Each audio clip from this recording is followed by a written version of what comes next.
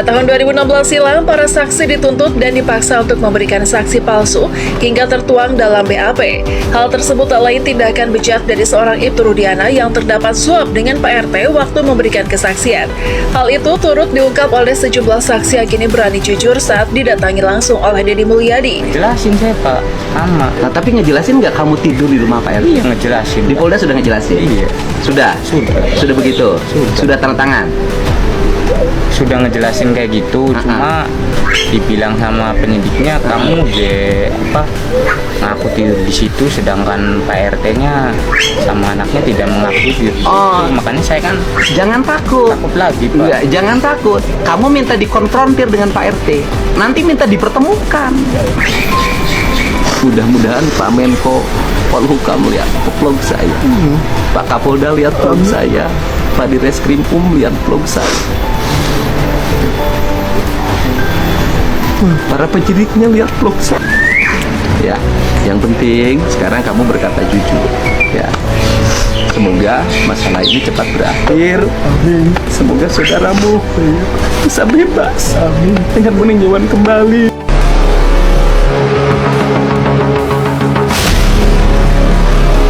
Kasus yang menewaskan pasangan Eki dan Vina Cirebon mulai terkuak. Setelah melakukan pemeriksaan terhadap Ibtu Rudiana, ayah dari korban Eki, kini ditemukan bukti baru adanya kesaksian dari sejumlah saksi yang terlibat. Rahasia besar di balik rekayasa Ibtu Rudiana dan Pak RT akhirnya turut dibongkar.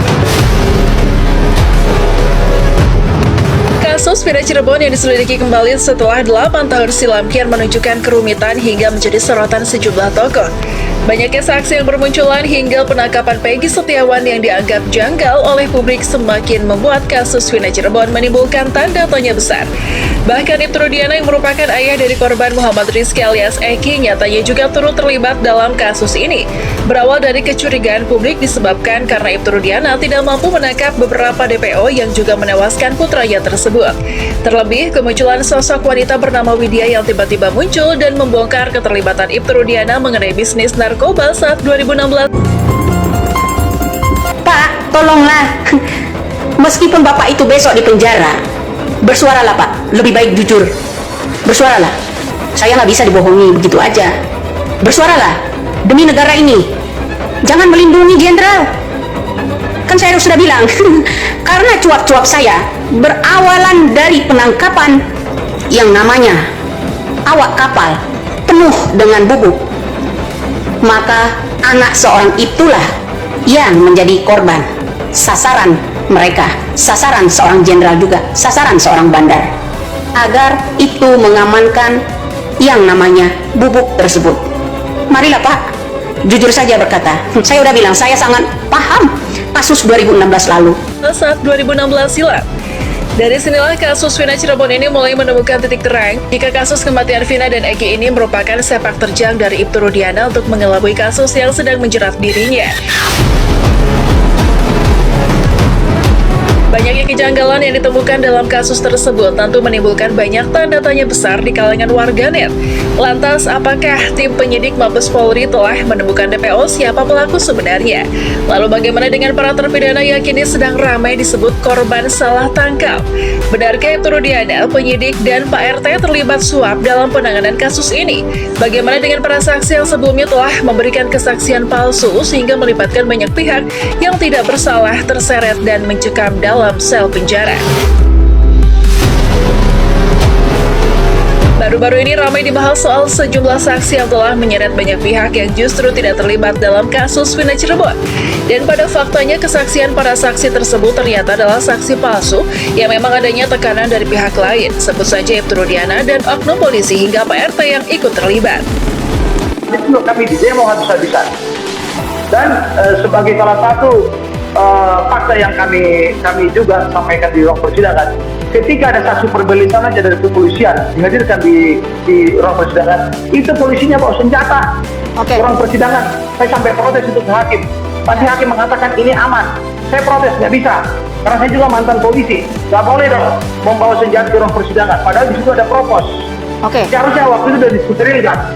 Itu bagian daripada intimidasi kepada kami lawyer yang saat itu membela mati-matian daripada klien kami. Tapi apa ya daya, hakim tidak pernah mempertimbangkan apa yang kami sampaikan, termasuk juga mulai dari barang bukti.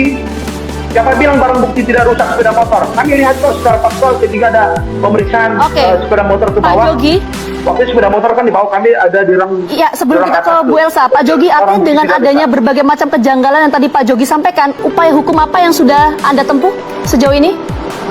Baik, kami karena berada di Bandung, kami sudah lakukan upaya banding.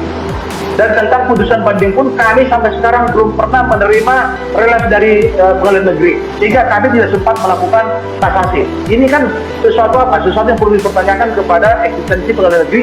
Kenapa kami sebagai lawyer ya, yang notabene terikat secara hukum terhadap klaim kami tidak diberikan pemberitahuan tentang turunnya hasil daripada putusan pengadilan tinggi Bandung yang notabene kami dapat akhirnya dikuatkan putusan dari pengadilan negeri Cirebon. Ya gimana nggak aman kalau masuk Taruna, bro. Ya, mudah-mudahan itu terungkap. Yang saya pertanyakan itu tadi inti utama, ada apa dengan Bambang, teman-temannya Dai Bahtiar, kok tiba-tiba datang ke Mabes, nggak ada hujan, nggak ada angin. Untuk melindungi seseorang kah? Atau bilang jangan buka suara kah? Makanya ambil kata-kata dari Bapak Listio Sigit, seorang Kapolri. Kalau tidak bisa pangkas kepalanya, pangkas ekornya. Tangkap aja itu Linda. Linda pun ya, yang saya tanya, dia ngaku Linda yang bertahi lalat di sini, matanya, alisnya sama, tapi sekarang berjilbab menjadi tim kuasa hukum si Linda. Apakah itu Lindanya? Nah, apakah itu Putri? Ya, banyak sekali sandiwara ya. Jadi drakor, kata Bapak Jokowi, negara kita ini banyak drakor, terutama pejabat-pejabatnya. Ya, mudah-mudahan Bapak Jokowi juga nyimak ini konten. Bapak Jokowi, ya, drakor, kata Bapak Jokowi, drakornya para pejabat, petinggi-petinggi di rakyat Indonesia ini demi bisnis mereka yang memuaskan mereka lancar, ya kan? Tiba-tiba drakor, ya, baru beberapa hari lalu Pak Bambang datang ke Mabes. Ada apa gerangan? Itu aja sebagai tanda tanya eksekutif itu ya. Salam waras, salam pagi rakyat Indonesia, salam NKRI. Mudah-mudahan cepat terkuak. Jangan lupa kata-kata Bapak Listio Sigit, kalau nggak mampu pangkas kepalanya, pangkas ekornya. Tangkap aja itu yang kemarin-kemarin udah jadi saksi di persidangan, memberikan saksi palsu, kemudian itu juga memberikan laporan palsu. Apa nggak dipenjara? Kalau saksi aja bisa dipenjara, memberikan keterangan palsu, apalagi polisi. Bagaimana ceritanya kok sebagai pengayom negara bisa memberikan laporan palsu? Ya kan? Salam waras saja.